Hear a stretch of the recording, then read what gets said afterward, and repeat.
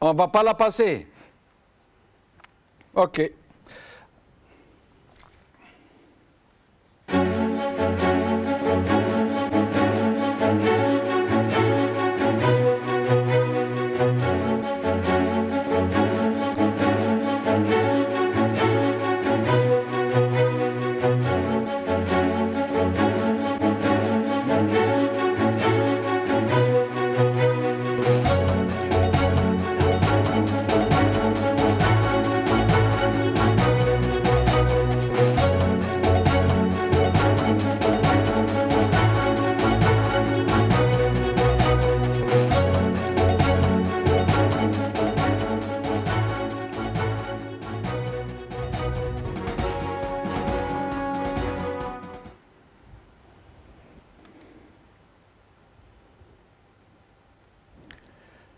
Salam alaikum, Mazzoul Fillaoun, bonsoir.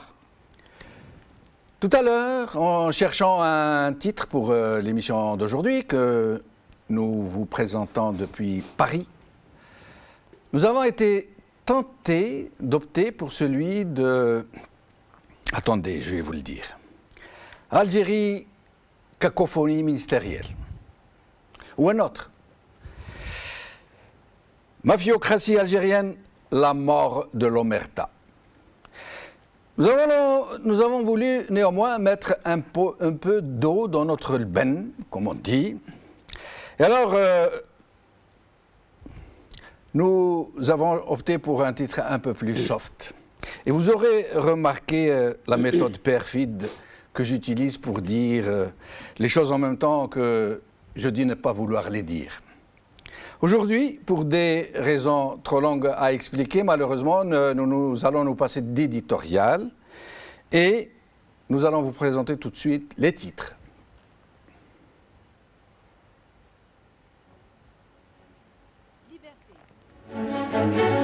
Des membres du gouvernement se contredisent et s'échangent des mises au point. Chahut de ministres par Sofiane Eitiflis. Algérie Focus. Menace contre le ministre du Commerce, Barti Belhaït rejette la balle dans le camp de Taïeb Louh par Abdou Semmar. TSA. Hamid Green dément tout cafouillage au sein du gouvernement par Riyad Hamadi.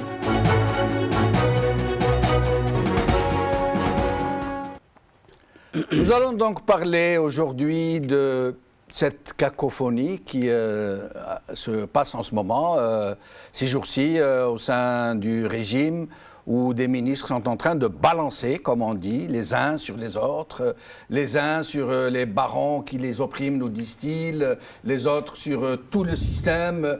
On ne comprend plus ce qui se passe. Pourquoi, pour une fois, ce consensus du silence, ce culte du secret d'État, si tant est que c'est encore un État, a-t-il été rompu de cette façon, j'allais dire, presque brutale, un peu comme si les gens ne tenaient plus à un quelconque consensus, comme si quelque chose s'était passé dont on ne sait rien et qui a bouleversé tous les équilibres qui ont fait jusque-là que depuis 1962 à ce jour, on nous a toujours montrer une surface lisse, une surface en trompe-l'œil qui nous montre un État vertueux ou du moins dont les membres sont très solidaires les uns avec les autres. Nous allons donc parler de tout ça avec nos invités et j'ai le plaisir aujourd'hui d'accueillir Sabria Dhelis. Sabria Dhelis, vous êtes journaliste, chargée de la communication à l'étranger de Talaya El Hurriyet. Merci d'être avec nous. Je vous en prie. Et Brahim Younsi, qui est un habitué de l'émission, analyste politique très impliqué dans les questions algériennes. Vous êtes le fondateur du mouvement UDM, un parti non agréé, vous tenez toujours à le rappeler. Absolument. Et vous en animez le site internet udm.org. Tout à fait. Mais pourquoi vous vantez toujours d'avoir un parti qui n'est pas agréé ? Parce que l'agrément est le premier pas vers le système. Moi, je suis opposé au système. Et se faire agréer par un système que l'on combat et un pouvoir que l'on combat, cela me surprend. Sabria Dailis, peut-être, je présume que vous allez vite lui répondre là. Tout de suite, justement, oui. J'attendais qu'il finisse. Ce n'est pas le pouvoir qui donne la légitimité aux citoyens pour faire leur propre parti politique, mais c'est votre droit institutionnel. Donc si on démarre avec cette idée que ce régime, on ne doit pas travailler avec ce régime, on n'a rien à faire avec ce régime, donc on va lui donner l'occasion et l'opportunité de faire ce qu'il veut. Donc c'est votre droit institutionnel. Si je puis me permettre, le pouvoir avec vous ou sans vous, il fait ce qu'il veut. Il a toujours fait ce qu'il veut. Je suis tout à fait d'accord. Okay. Je suis Donc, tout à fait d'accord. Que vous soyez agréé ou pas, le pouvoir fait ce qu'il veut. Et c'est la raison pour laquelle, d'ailleurs, nous sommes là, parce qu'il fait ce qu'il veut.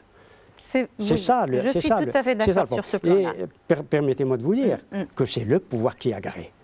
Et c'est le pouvoir qui rejette parce que les dossiers passent devant le ministère de l'Intérieur. Très bien, très bien. Comme, moi, personnellement, je suis vraiment tenté de vous laisser nous faire un joli petit débat sur la question. Avec plaisir. C'est une question très intéressante. Avec plaisir. Mais elle risque de nous tuer le sujet du jour.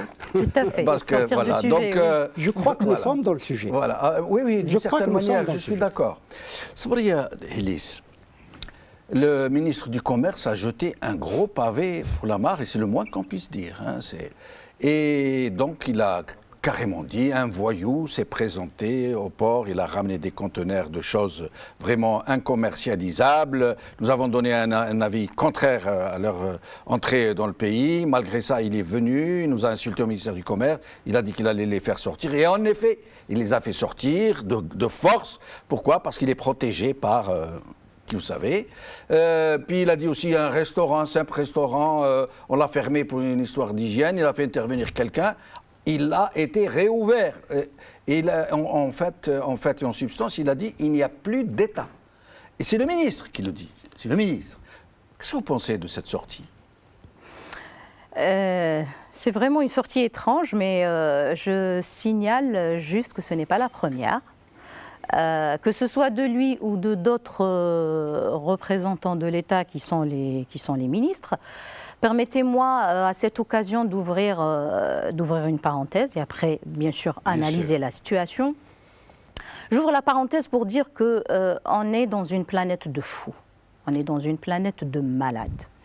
On balance ce qu'on veut, on balance n'importe quoi, on rentre dans les contradictions et comme s'ils se parlent entre eux, ils ne font pas attention à ce qu'il y a un public, il y a un peuple, il y a toute une nation qui suit.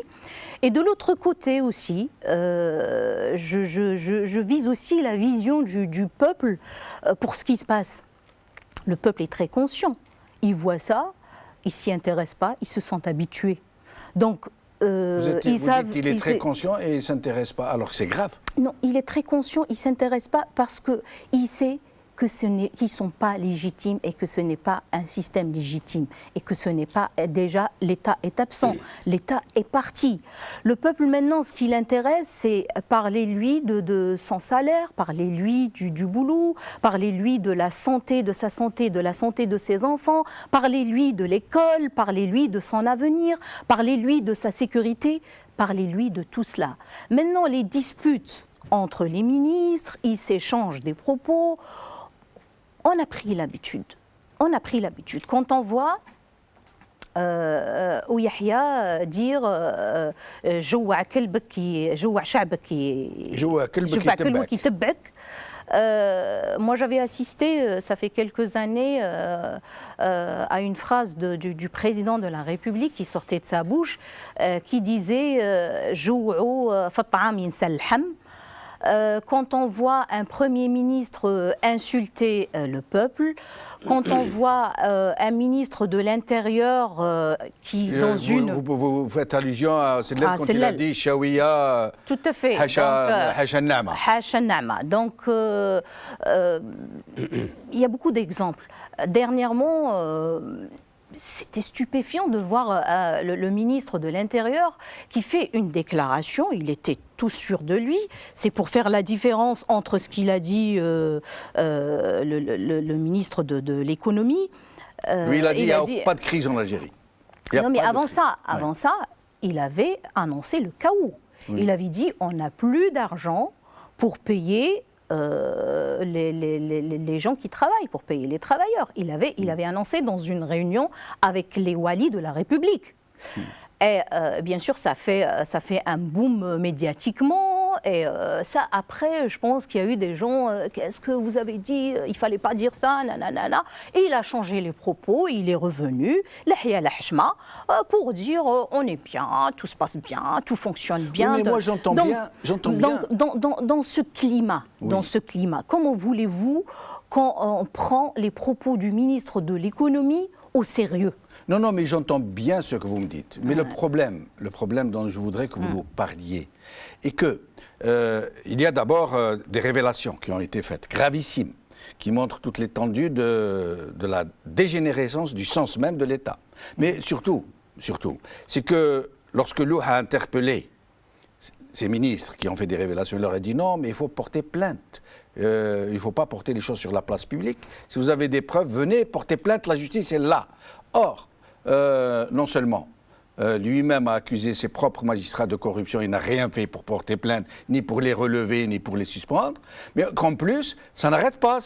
Ensuite, c'est en train de passer à d'autres ministères. Avant le ministre du Commerce, il y a eu comment il s'appelle, le ministre du Tourisme, de l'Environnement, qui a dit que c'est grave que le Dunia Park a été quasiment piraté, que des 90 dossiers ont été, que des lots de terrain ont été bazardés. Et il a fini en disant que c'est une affaire qui relève du pénal, a-t-il dit.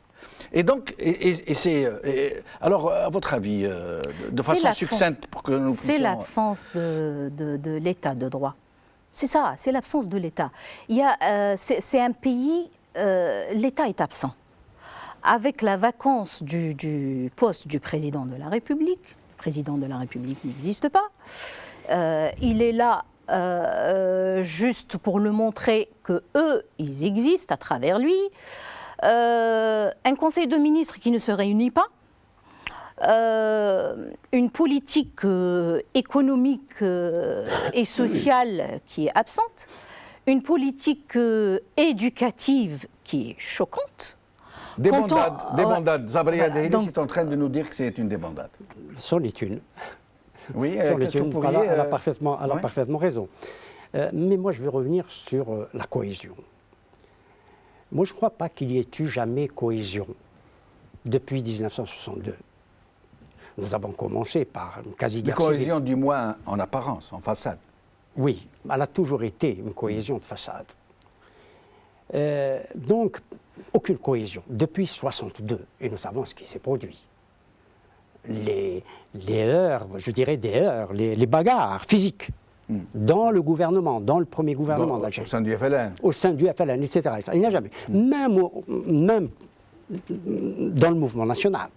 Oui. Le PPA-MTLD, nous savons les bagarres du comité central contre le Zaïm, Sali, les divisions, même dans l'os. Oui. Il y avait des bagarres. Nous connaissons la crise dite berbéro-matérialiste. Même de la FLN, même de la LN. Absolument. L'armée des frontières. Absolument. Ouais. Donc il n'y a jamais eu de cohésion. Et on sait que, y compris à l'époque de Boumedienne, qui était un régime assez fort, il faut le dire, moi j'irai plus loin pour dire dictatorial, il y a eu des dissidences. Le coup d'État de Sbéri, ça veut dire qu'il n'y a jamais eu de cohésion dans notre... Sauf qu'aujourd'hui, il y avait une forme de pouvoir, et quasi fort et unique, ou quasi unique. Et c'est ce qui se disputait. Le Conseil de la Révolution à l'époque ne se réunissait pas. Et vous aviez des colonels qui se rébellaient d'une certaine façon. Mais là, on procédait d'une autre manière, par l'exécution, par le meurtre. L'exil. L'emprisonnement. Oui, ou l'emprisonnement. On en vient à l'emprisonnement aujourd'hui encore. Cela arrive. L'affaire Ben Hadid. Bon, c'est cela. Je vais vous raconter un fait tout à l'heure. Pour finir sur la question de la cohésion. il y avait un pouvoir relativement fort à l'époque qui était incarné par une personne et singulièrement par Boumedienne. Aujourd'hui, il n'y a plus de pouvoir. Bouteflika a fait l'illusion du pouvoir à un moment donné, avant qu'il ne tombe malade, etc. Il y a des pouvoirs.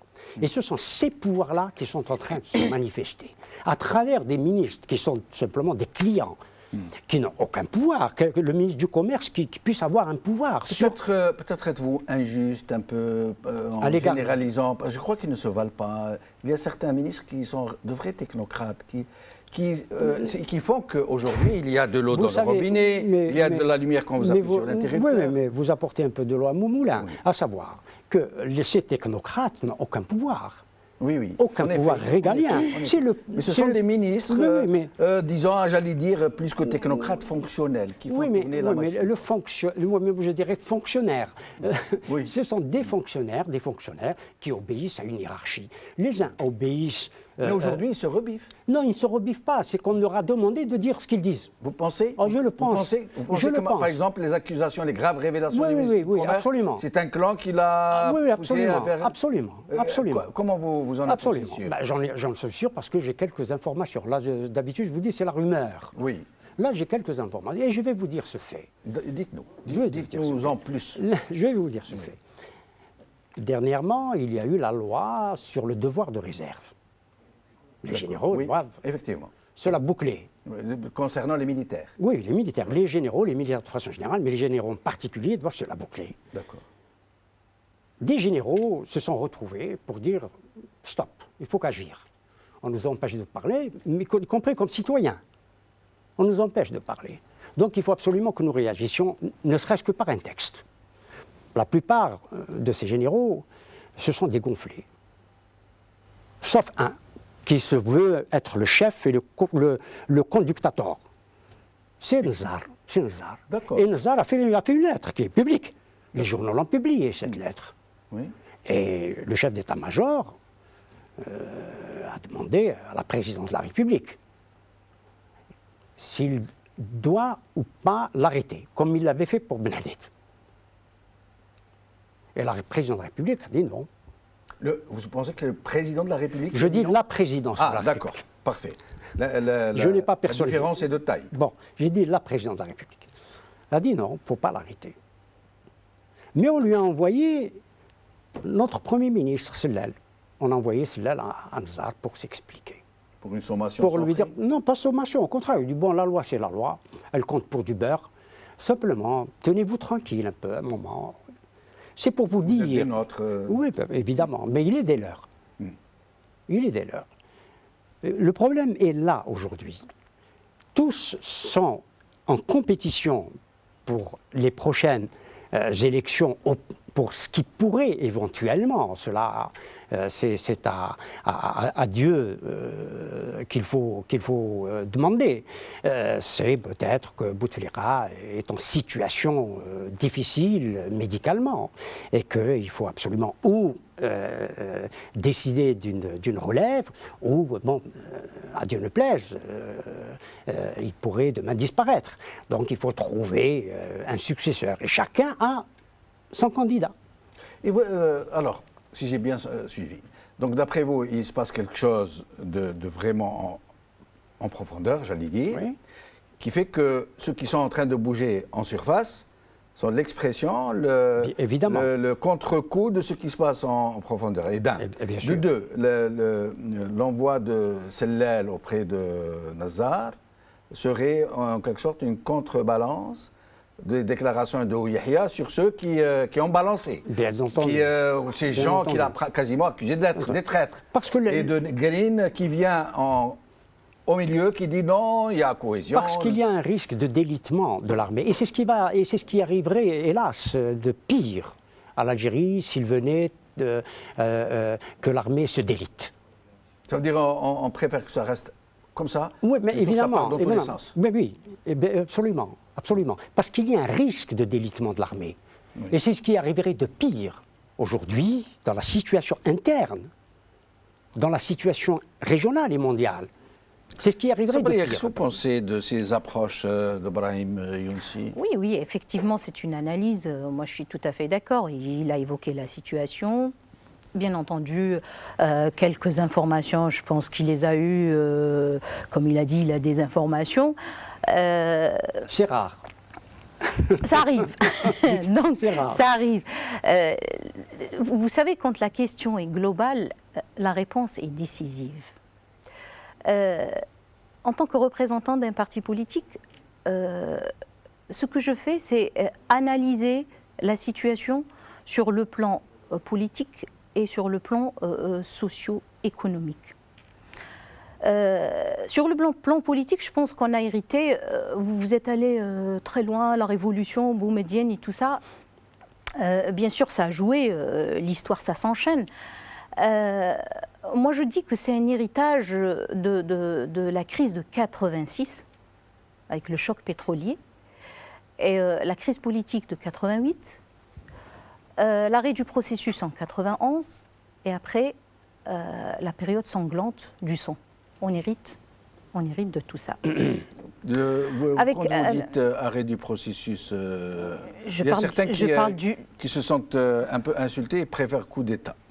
Oui, des gens justement. qui disent que c'est très idéologique comme dénomination. Oui, je vous dis pourquoi. Donc, quand on dit arrêt du processus politique, il y a quelques explications qui disent que c'était pas encore fini, on allait vers un deuxième tour. Oui. Donc ils ont arrêté le processus. Il y en a d'autres qui parlent pour un coup d'État, pour des raisons politiques qu'on connaît tous. Oui, donc le fait est le même.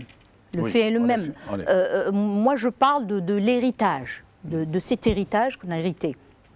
Maintenant avec l'arrivée de Bouteflika au pouvoir, les choses ont complètement changé, et radicalement. Et on s'est retrouvé devant une situation, et personne ne sait vraiment l'expliquer à 100%. On est devant un régime, est-ce qu'il est présidentiel ou semi-présidentiel? Est-ce qu'il est parlementaire? Non mais pardon, Sabri Adel, excusez-moi de vous interrompre. Moi j'aimerais que nous restions un peu sur cette... Parce que ce que vous dites est très juste. Justement, parce que moi j'ai parlé d'héritage. Oui, c'est pour ça que j'ai cité cette période. Ebrahim Younsi vient de soulever un lièvre. Il dit que ces déclarations fracassantes de certains ministres, ces révélations... Justement, je vais venir à ça. Il dit qu'elles sont le contre-coup de quelque chose qui se passe en profondeur. Justement. Que ce n'est pas gratuit. Ça veut dire que nous ne cherchons pas à expliquer les causes profondes, lointaines. Nous cherchons à savoir qu'est-ce qui se passe au sein du système pour que d'un coup, ça explose dans tous les sens. On ne peut pas exclure. On ne peut pas exclure ce qui s'est passé cette phase. Si j'ai parlé d'héritage, c'est que je veux arriver à ça. Oui. Donc, dans une analyse politique et socio-économique. D'accord. Donc, on a hérité de tout ça. Bouteflika est venu avec premier mandat, deuxième mandat, troisième mandat, quatrième mandat. Je ne vais pas expliquer, tout le monde sait ce qui s'est passé. Maintenant, avec le 1000 milliards de dollars qui sont partis, on se retrouve devant un autre chaos, avec les prix la chute des prix du pétrole. D'accord. Est-ce que l'histoire va se répéter? Maintenant, je suis d'accord avec vous quand vous avez dit qu'ils ont été poussés. Oui, effectivement.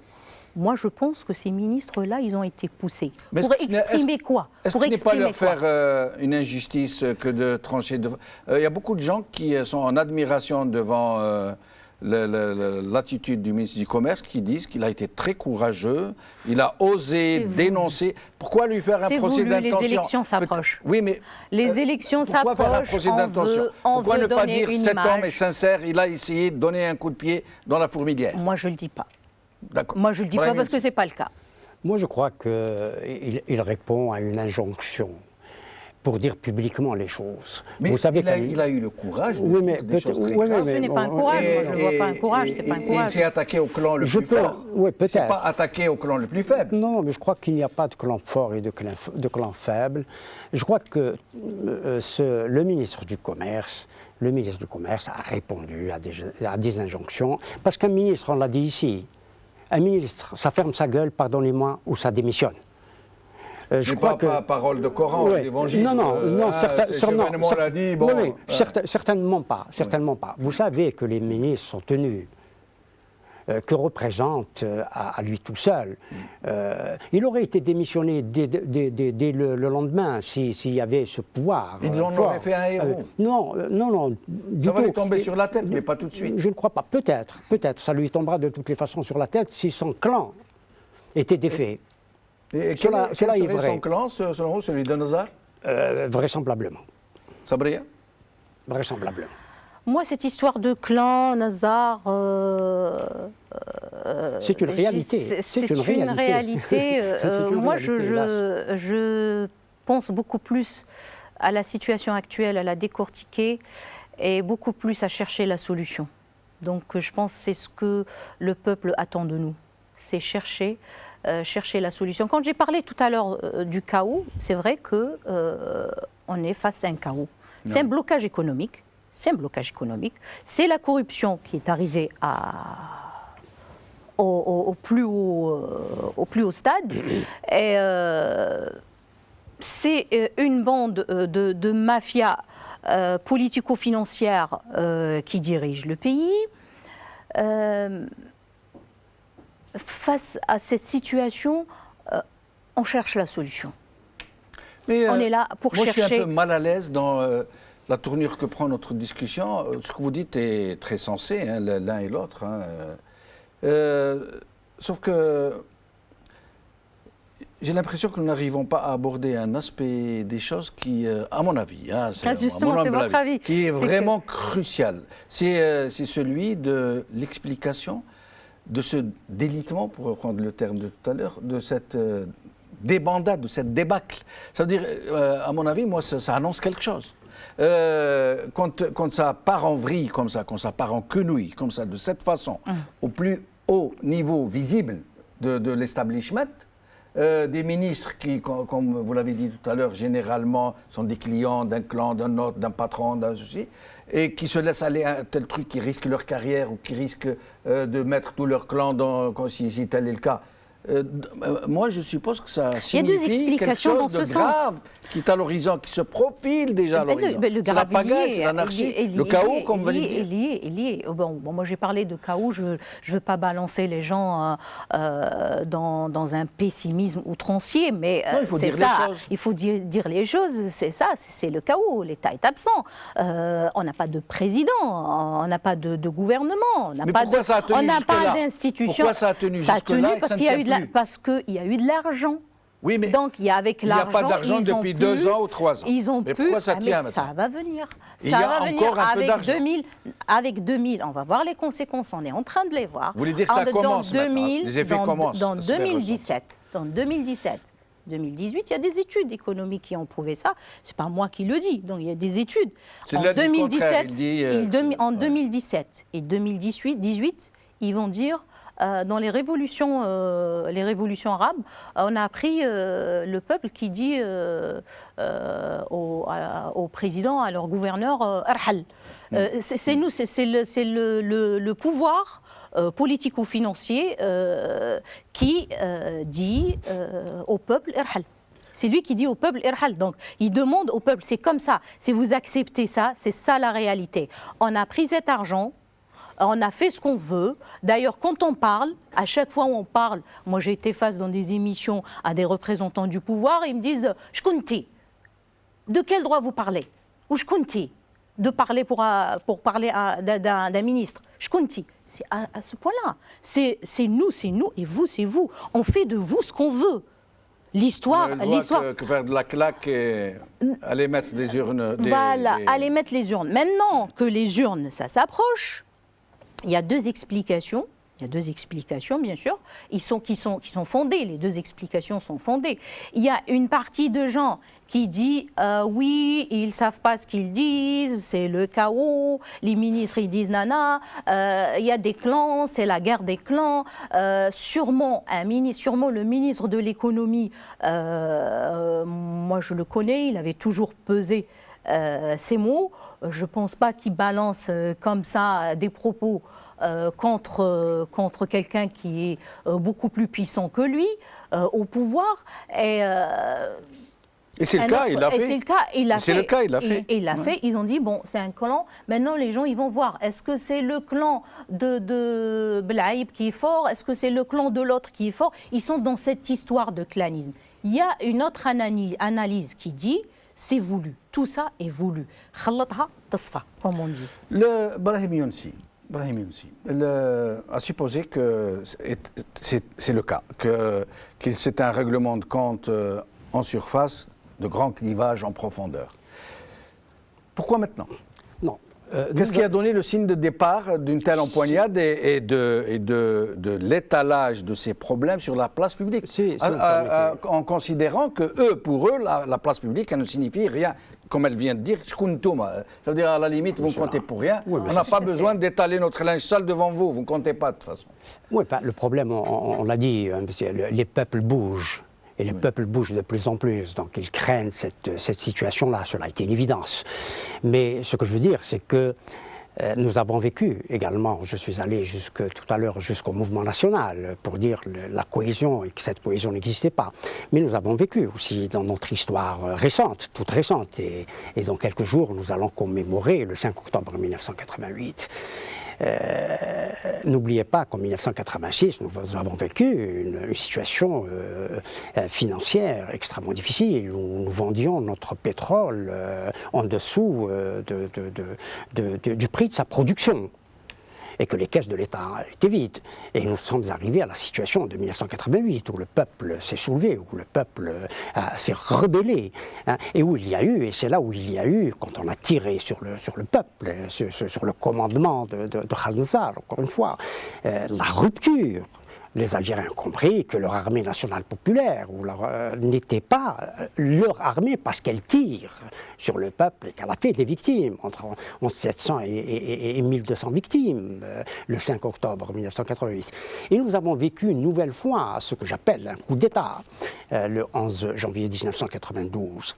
On a provoqué aussi ce type de situation, où ça allait dans tous les sens, où les ministres n'étaient pas aussi les uns d'accord avec les autres, pour faire passer des décisions économiques. Et en 1994, on a décidé d'accepter les programmes d'ajustement structurel qu'imposait le FMI et la Banque mondiale, alors qu'il y avait une effusion de sang. On a fait passer cela. C'est-à-dire qu'on veut faire passer aussi certaines choses dans des situations extrêmement difficiles sur le plan financier. Mais on a l'impression, moi j'entends bien ce que vous dites, ça se tient, mais on a l'impression très vague, très diffuse, très désagréable, qui sont en train de nous faire un aveu d'impuissance, d'une manière ou d'une autre, hein, quels que soient les tenants et les aboutissants de ce... On a l'impression qu'ils sont en train de dire c'est fini, oui. on ne peut plus rien, la crise est plus forte, les circonstances sont plus fortes. Au risque de déplaire à madame, je m'en excuse. Quand vous parlez de Bouteflika, Ben Felice était son compagnon de route. Il a été son directeur. Vous avez notamment parlé de Ben Hadid. Ben Hadid, il fait partie de l'armée. Donc, même dans l'armée, au sein de l'armée, il y a des gens qui sont honnêtes. Au sein de la gendarmerie aussi, il y a des gens honnêtes. Au sein de la police, il y a des gens honnêtes. Même au sein du gouvernement. Pardonnez-moi. L'honnêteté des gens, je m'en fous. Ce n'est pas leur honnêteté qui fait important. d'eux. Non, ce n'est pas important. Quand on est dans le système... La base. Non. Moi, leur honnêteté, je n'en tiens pas compte. Je tiens compte de leurs actes. Qu'est-ce qu'ils font pour l'Algérie, pour le peuple algérien, et pas leur honnêteté. Là, on risque de dévier un peu du sujet. Oui. Il a donné comme exemple, j'ai juste rappelé que vous avez cité des gens honnêtes au sein de l'armée aussi. Non, c'était pas mon propos. Non, je ne considère pas Ben Hadid comme un homme honnête. Je ne le connais pas, mais je ne le considère pas comme un homme honnête. Mais ce que vous dites sur la situation, j'ai perdu un peu le fil de ce que je voulais dire. La situation tient aussi à la situation économique du pays, à la situation financière du pays. C'est évident. Oui. C'est de l'ordre de l'évidence. Ce que vous dites, il y a un peu de fumée qui sort. Mais comme un aveu d'impuissance. Mais je ne crois pas que ça soit de l'impuissance. Ce que je voulais dire. C'est un aveu explicite. Oui, hein, il a dit nous ne pouvons rien faire devant ces mafieux. Oui. C'est posé, bon, nous sommes dans un théâtre, il y a des acteurs. L'opposition ou la pseudo-opposition ne participe à rien, elle n'est pas du tout actrice ou acteur. Comment voulez-vous qu'elle participe? Vous avez une idée? Comment voulez-vous qu'elle participe? Non, mais précisément... Devant ce genre de blocage, devant des gens qui nous disent qui êtes-vous? Ou ils nous disent vous êtes l'Aïd el-Kharijia. Pardonnez-moi, madame. C'est où vous n'avez pas le droit, ou vous êtes Aïd el-Kharijia. Pardonnez-moi, madame. Toute la route. Cette opposition... Vous avez parlé de pseudo-opposition. Oui, c'est une pseudo-opposition pour moi. Ouais, je le dis, oui, bien sûr, c'est le mien, et je le maintiens, et je le regarde. D'accord, et je le garde, parce que je le pense profondément et je sais de quoi je parle. Donc, quels sont les acteurs?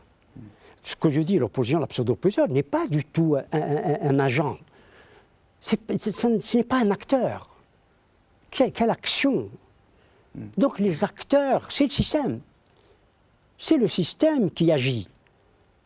Ce n'est pas la société, ce n'est pas la pseudo-opposition. On changerait tous les acteurs qui sont dedans, oui, mais sans que le système à générer les mêmes logiques. Sans que le système bouge. Vous pouvez déplacer les choses, le système ne bougera pas. C'est ça le problème. On a limogé ou sous un modus vivendi, etc., le chef Rabzer. Oui, exactement. Et néanmoins, ça ne bouge pas. Est-ce que cet homme-là, qui était 25 ans, le patron de l'Algérie... Qu'est-ce qu'il faudrait pour que ça bouge? Ah ben ça, je ne le sais pas. Si je le savais, je le ferais demain. Ah ben vous avez un parti politique là, qui n'est pas connu, mais vous avez quand même un programme. Mais madame, vous avez des solutions. Non, absolument. Donc on aimerait bien les connaître. Mais absolument. Ouais. Lorsque je connaîtrai les solutions de M. Benfeliz, je connais ce qu'il a fait, au pouvoir. Ça, c'est ce qu'il a fait. Ça, c'est une accusation. Non, c'est pas une accusation. Le programme de leur parti est public.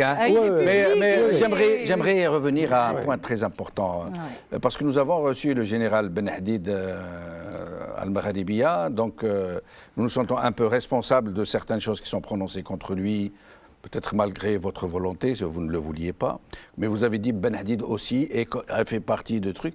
Ben Hadid, il y a une différence.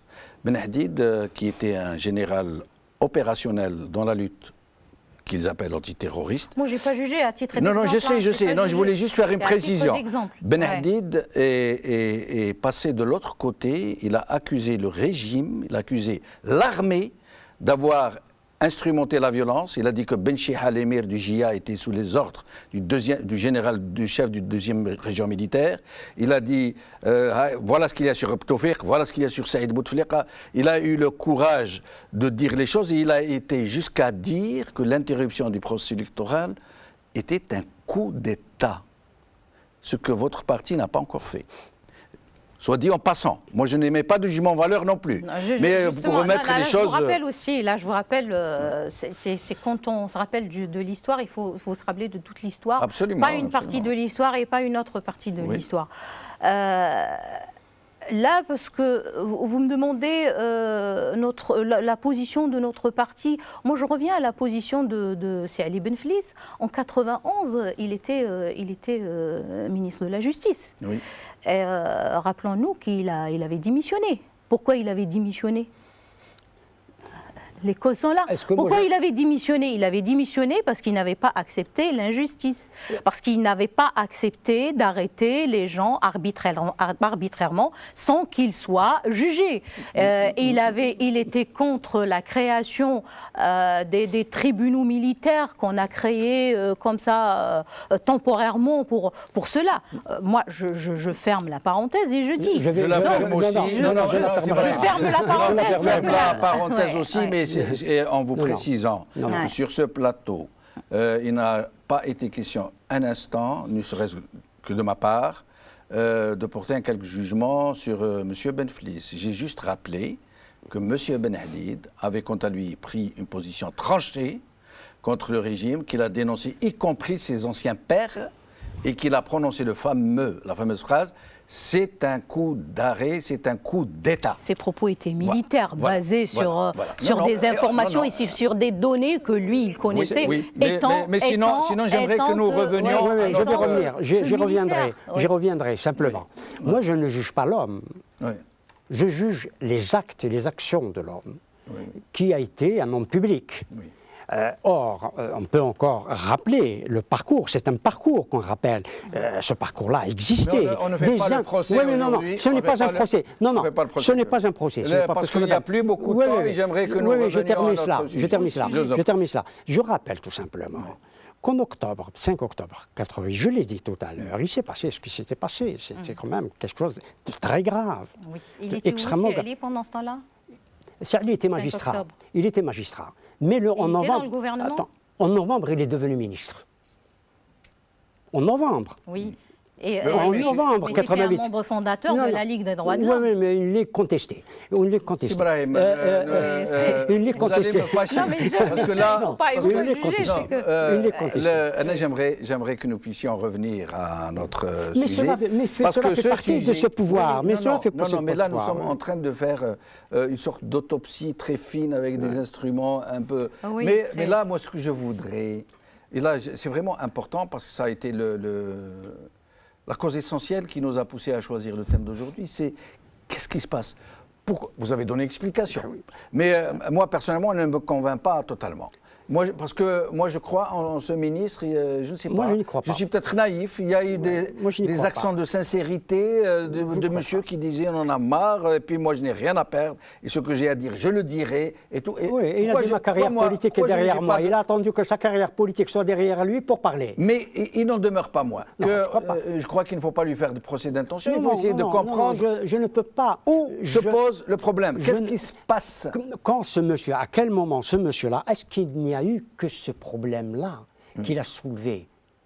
Mais nous parlons du même personnage, nous parlons du ministre du Commerce. Oui. Mais jusqu'à présent, Ibrahim, jusqu'à présent… Est-ce que la corruption est endémique dans ce pays-là? Ne le savait-il pas? C'est Ibrahim. Moi, je ne veux pas vous contredire particulièrement sur ce point. En tout cas, comme disent les chrétiens, à ces gens-là… Je suis en train de dire, c'est que ce système… Qui nous a amenés, y compris, je suis désolé, votre président, qui nous a amenés à la situation où nous sommes, comme disent les chrétiens, je ne leur donnerai pas le bon Dieu sans confession. Ce qu'il faut faire surtout dans cette émission aujourd'hui, c'est essayer de comprendre ce qui se passe. Et j'avoue que nous n'avons pas encore répondu. Non, mais on ne peut pas savoir. Vous savez que le système est opaque, il reste opaque. Mais ce système s'est toujours distingué par l'opacité. Oui. Or, aujourd'hui, ces gens-là sont en train de crever la dalle. Non, je crois qu'ils sont en train de l'opacifier encore davantage. Avant que nous présentions… Avant que je ferme aussi, j'avais ouvert ma parenthèse aussi, pour la fermer, pour en revenir. C'est juste là, parce que le principe, c'est parce qu'il a participé dans le système, donc il est comme le système. Je rappelle aussi que Gaït Sebsi, en Tunisie aussi, il faisait partie du système et qu'il a été élu par la majorité des Tunisiens dans des élections qui sont honnêtes et qui sont reconnus et qui sont… Je donne juste l'exemple. L'Algérien n'est pas le peuple tunisien. Pourquoi il n'y a pas de différence? Il n'y a pas de différence. On est tous… L'histoire est différente. Non, l'histoire, au contraire, l'histoire elle est liée. L'Algérie et la Tunisie, elle est liée. Je ferme ma parenthèse. Le débat est très intéressant. Moi, pour la première fois que je fais le top 3, parce que à Londres, on ne faisait pas de plateau. Moi, je crois que c'est plus ça me manquait les débats comme ça. Mais j'aimerais savoir si le VTR est prêt. Nous allons lancer un petit VTR où nous allons parler donc de ce sujet, les questions que nous nous posons. 6 minutes, donc nous allons écouter ensemble avant de revenir. Un homme était attablé à une terrasse de café à Londres, dans un quartier grouillant de monde, et il observait le va-et-vient des passants. Une fourmilière bourdonnante de vie. Des gens de toute origine et de tout âge. Juste en face de lui, un passage pour piétons. Des gens attendaient, en trépignant, que le feu leur permette de traverser. Mais, quand le vert s'alluma, les 2 groupes de passants, chacun depuis son trottoir, se ruèrent dans la rue, comme quand on se jette dans la traversée d'un fleuve. Qui ne connaît ce genre de scène? Nous l'observons tous les jours, sans que cela éveille en nous le moindre intérêt. Mais c'était la première fois que cet homme remarquait quelque chose de très curieux, que nous voyons tous les jours quand on habite une grande ville, mais qu'on ne remarque pas nécessairement. Ces nombreuses personnes qui se croisaient à une vitesse qui ressemblait à ces films qui défilent en accéléré ne se heurtaient jamais, ne se touchaient même pas, sans même y réfléchir, sans même chercher à s'éviter. Ils étaient tous dans une sorte de chorégraphie où chaque geste était calculé au millimètre. Ça peut sembler tellement naturel que ça en devient insignifiant. Pourtant, à y bien réfléchir, c'est tout de même très curieux que de si nombreuses personnes, plus ou moins pressées, et qui se croisent, et qui se dépassent les unes les autres, et qui s'entrecroisent, ne s'entrechoquent presque jamais, ni ne se touchent, comme s'ils étaient des bidules électroniques réglés pour se mouvoir dans un très petit espace, dans une parfaite harmonie. Et de fait, c'est d'harmonie qu'il est question, de cohésion, une sorte de raffinement du sens grégaire, et qui dénote de cette haute capacité de vivre ensemble, de s'insérer dans un ensemble où les uns ne connaissent pas forcément les autres, mais où une sorte de consensus subtil, indistinct, règle de façon très fine la cohabitation générale, la place de chacun. Comment occuper l'espace collectif sans se marcher dessus, sans empiéter sur l'espace vital des autres. Mais une condition, non dite elle aussi, est impérative au maintien de cet ordre subtil. Il suffirait qu'elle disparaisse pour que cet équilibre, aussi fragile qu'il est complexe, se rompe jusqu'à se dissiper entièrement, pour laisser la place à l'anarchie, à la confusion, au chaos. Il suffirait donc qu'une simple explosion se produise au sein de ces multitudes animées, qui se croisent sans se heurter, que quelqu'un lance un cri d'alerte, qu'une menace grave se manifeste, pour que subitement, cette cohésion qui allait de soi éclate comme bulle de savon au soleil, comme si elle n'avait jamais été. Vous verriez alors les gens aller dans tous les sens, se bousculer, se rentrer les uns dans les autres, se marcher dessus. Et la belle chorégraphie que vous n'aviez même pas remarquée jusque-là se transformerait illico presto en un indescriptible désordre. La partition invisible qui réglait la belle harmonie est extrêmement volatile. Il suffit d'une alerte à la bombe pour que la foule retrouve sa nature première, que les gens se marchent dessus, que l'instinct de survie rompe tous les consensus non dits. Pourquoi je vous dis tout cela? Pourquoi je vous fais part de l'observation de cet homme assis dans une terrasse de café? Eh bien, c'est parce que nous assistons en ce moment à une rupture publique et tonitruante de la cohésion de façade qui régnait au sein du régime algérien. Oui, jusque-là, et malgré les conflits internes qui l'agitaient, ce régime a toujours su donner de lui l'image d'un pouvoir où tous les membres sont comme dans les doigts d'une seule main, dans une espèce d'harmonie, aussi mafieuse soit-elle. Ils évoluaient tous dans un sens ou dans un autre, comme ces passants qui, en traversant la rue, très vite, se croisent sans se toucher, sans se heurter, sans se bousculer, encore moins sans se renverser et sans se piétiner. Il en allait de même pour eux, ces membres du régime algérien. Chacun vaquait à ses affaires, à celles de ses protecteurs, de ses clientèles, mais sans jamais entrer en collision directe avec les autres membres de la même machinerie. Les conflits, selon des règles non dites, un consensus non codifié, se réglaient en coulisses dans ces espaces où l'opinion publique n'a pas accès. Il arrivait que des règlements de compte transpirent via les médias des uns et des autres, mais jamais ils ne se coltaient les uns aux autres, jamais ils ne disaient ce qu'ils considèrent comme étant de la populace, du rachis, la vérité sur leur propre turpitude. Et c'était valable pour tout le monde, pour barons ripoux comme pour technocrates intègres. L'omerta était inviolable. Or, subitement, de la même manière où la chorégraphie des passants qui traversent une rue s'est rompue pour devenir une cohue, juste parce qu'un gros pétard a éclaté et que la panique s'est emparée des esprits, quelque chose vient de faire voler en éclats le consensus du silence qui régulait les relations des membres de ce régime les uns avec les autres. Subitement, certains parmi eux se sont mis à entrer publiquement, oui, publiquement en conflit les uns avec les autres, avec leur hiérarchie et même avec le pater familias symbolique de tout le monde. Ils sont, ces ministres, comme ces passants qui, pris de panique, s'entrechoquent et se piétinent. Ces ministres qui déversent sur la place publique leurs conflits mutuels et l'effet du prince qu'ils endurent de la part des grands barons du régime ont été mus par une cause qui s'est produite au cœur du régime et dont nous ne savons encore rien. Plus qu'un gros pétard, c'est peut-être l'imminence d'une bombe prête à exploser qui a rompu les équilibres, qui a fait tomber la façade en trompe-l'œil. Un régime de cette nature, quels que soient les conflits qu'il agite, donne toujours de lui-même l'image d'un pouvoir fort, serein, cohérent, uni. C'est ce qu'a essayé de nous dire le ministre de la Presse, Hamid Green, quand il a affirmé ceci contre toute évidence. Je le cite. Il y a une discipline, une cohésion et une solidarité au sein du gouvernement qui travaille sous la direction du Premier ministre, M. Abdelmalek Sellel, dans le cadre de l'application rigoureuse du programme de M. le Président de la République, Abdelaziz Bouteflika. Fin de citation.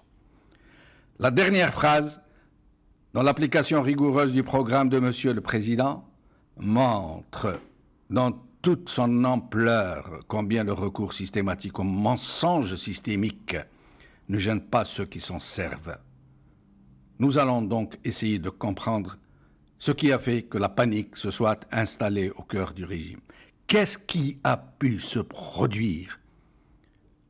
Ou quelles sont-elles, ces menaces beaucoup plus précoces que nous n'imaginons même pas?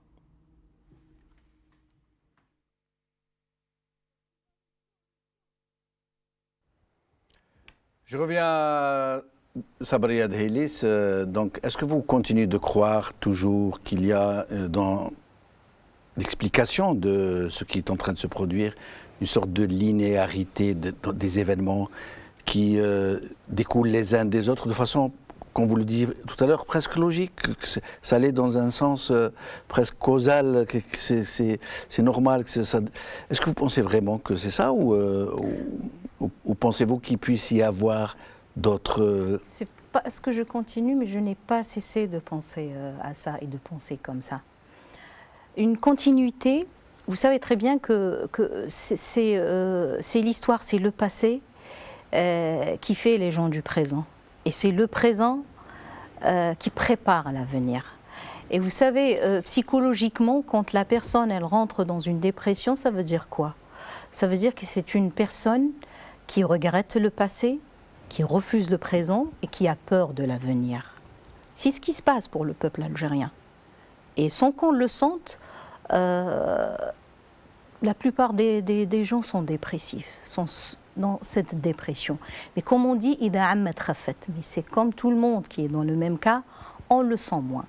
Et même nous, le système a réussi quand même à manipuler, même à nous manipuler, nous, autour de cette table, sans qu'on le sent. On est manipulé, il nous manipule pour nous faire sortir du problème réel et de parler de ce qu'il a dit le ministre machin, pourquoi il a dit ça, pourquoi il a répondu, qu'est-ce qu'il a répondu l'autre, sûrement c'est quelqu'un derrière et tout ça. Et nous, on revient toujours au vrai problème. Le problème, il est socio-économique, il est politique. Moi, je demande à ce système et je demande à cette mafia politico-financière, rendez l'argent du peuple et après, on parlera de tout. Seulement l'argent. Rendez d'abord l'argent du peuple. Où est parti cet argent? Il ne faut pas se faire manipuler. Mais non, on est face à des chiffres vraiment qui font peur. Le décrochage scolaire, il arrive à 500 000 d'élèves qui se font éjecter de l'école chaque année, avec un taux de 2 millions d'élèves chaque 4 ans. Donc presque de 9 millions chaque décennie. Qu'est-ce que vous allez faire avec cette génération, ces gens qui ont été éjectés de la société. Des chiffres qui font peur, en effet. Qui font peur, c'est Ouais. ça. On est devant un désastre. Le désastre qu'on est en train de vivre maintenant, on est en train d'en faire face. Et vous n'avez pas peur que ça dégénère davantage au train où vont les choses? Vous n'avez pas peur que ça parte en vrille? Dégénérer dans quel sens? La violence incontrôlée? La violence, vous savez, pourquoi moi j'ai parlé de l'enchaînement, j'ai parlé de 86, de 88, j'ai parlé du chaos, de la période sanglante et tout ça, parce que le peuple, il a déjà il est traumatisé, il a déjà ces images dans la tête. Pourquoi le peuple, il soulève? Pourquoi voulez-vous qu'un peuple soulève? Pour faire quoi? Pour aller casser, pour aller brûler, pour parler avec qui? Ils nous ont dit, vous êtes qui? Ils ne veulent pas communiquer, ils se parlent entre eux, ils ont pris l'argent, ils les ont partagés entre eux, ils sont en train de s'acharner, ils sont en train de se disputer entre eux pour cet argent. Maintenant, ils sont en train de nous balancer le ministre du Commerce ou le ministre de l'Éducation qui parle de l'amia, de l'identité, ou qui fait qui a même osé faire un changement dans le programme scolaire où elle reconnaît que Jérusalem c'est l'État d'Israël. Elle a eu le courage de le faire, alors que l'ONU et le Conseil de sécurité internationale n'a pas osé le dire, n'a pas osé le faire. Maintenant, il faut regarder vaguement, il faut regarder loin. Qui sont ces gens-là? Qui est cette mafia politico-financière? Elle est soutenue par qui? Nous laisserons les questions comme ça. Et l'appui interne et externe. Il faut parler de l'appui externe. Et nous en parlerons la prochaine fois que vous reviendrez, puisque c'est un vaste programme que vous nous posez là. Merci. Brahim Younsi, j'aimerais vous reposer la même question. Et vous n'avez pas peur que ça dégénère là, comme on est maintenant?